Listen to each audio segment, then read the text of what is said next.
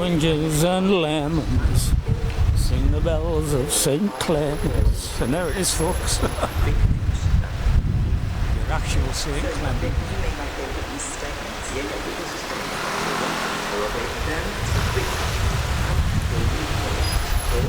I'll do with the RAF, this church, I believe. Yes, I'm here basically. That's Australia House. Over the road there, that's the Royal Courts of Justice. Round behind the church here. And these are the three Julian Assange people over here.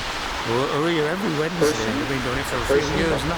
Used to work with the security department of the important to the this is a step. Of course, I was leaving This is the old junction, this. We're at the top of the strand here. Spanish court for strand. The ownership of some secret addresses that access from US to the server that was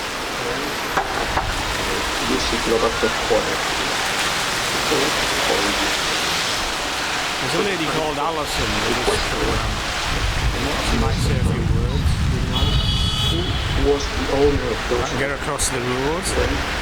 Also to access the server. To me, it's pretty sure that they don't want to cooperate because this case, this plot, involved the CIA. Why target Stella? Why target baby Gabriel?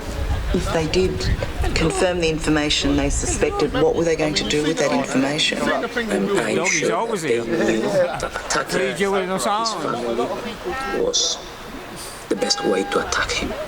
That's what I think. But they were, trust me, obsessed with his family, according to the material that we've seen. Stella believes now is the right time for the Australian government to bring some pressure to bear, to pick up the phone and ring the Home Secretary and say, enough is enough. How do you view the Australian government's role in the Julian Assange case? When Julian arrived to the Ecuadorian embassy 2012, he requested asylum, and Ecuador sent communication to US, and the Ecuadorian asked the US, is there any criminal action against these journalists?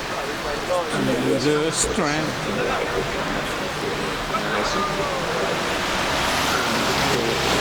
diplomats, they also sent a communication to Australia. And Ecuador asked, are you going to deploy any kind of diplomatic protection for your citizen, taking into account the situation and that he's suffering a persecution from it? And Australia denied. Australia formally said to Ecuador, we are going to abandon our citizen. This is a domestic matter, right, for UK. So then Ecuador gave Julian international protection on behalf of Australia, on behalf of his own country, and that's important to take into account. After that,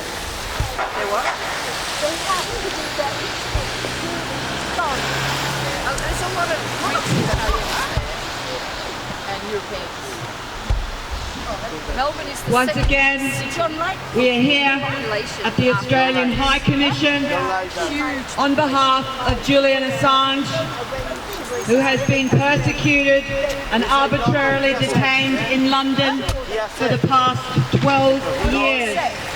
Imagine having 12 years taken from your life.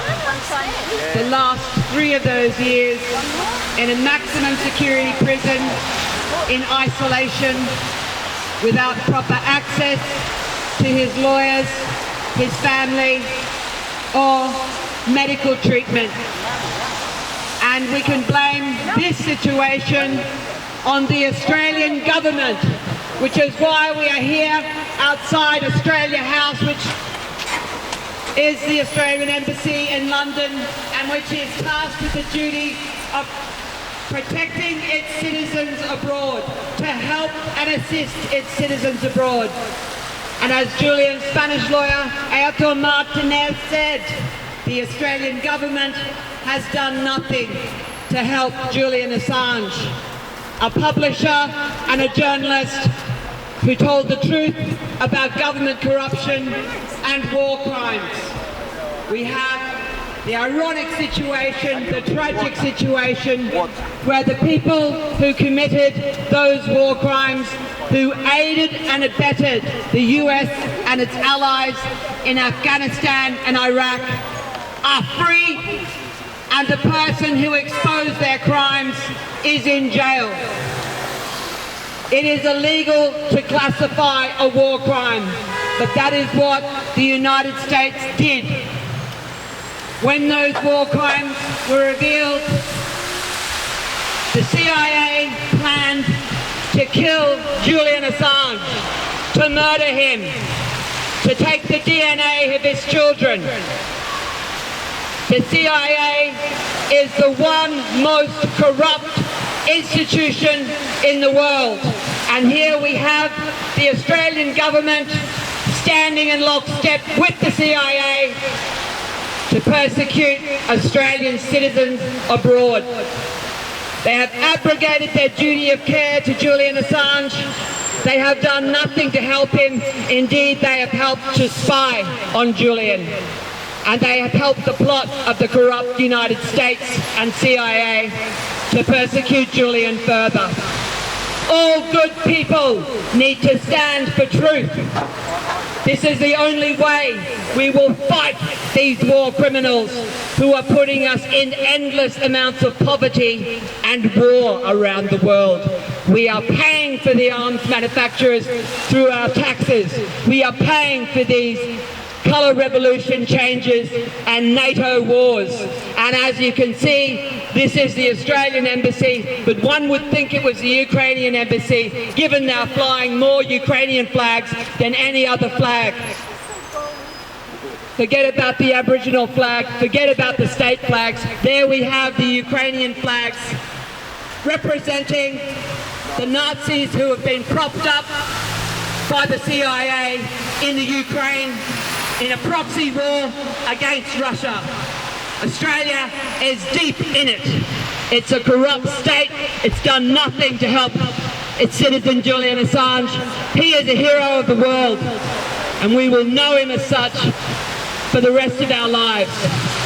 Again, we call upon the Australian government and the High Commissioner George Brandis to pick up the phone and tell Priti Patel, no more. Let Julian Assange go. Let him free. Let him live the rest of his life in peace and freedom, as he is indeed the emblem of the world of peace. Thanks for coming today. Citizens, you can do whatever you can to help Julian by ringing Priti Patel right into the White House. The demented Joe Biden, and tell him to drop the charges, to stop the extradition process, which he is using your taxpayer funds to enable, and to free Julian Assange now. Free Julian Assange now! Free Julian Assange now! Free Julian Assange now! Free Julian Assange!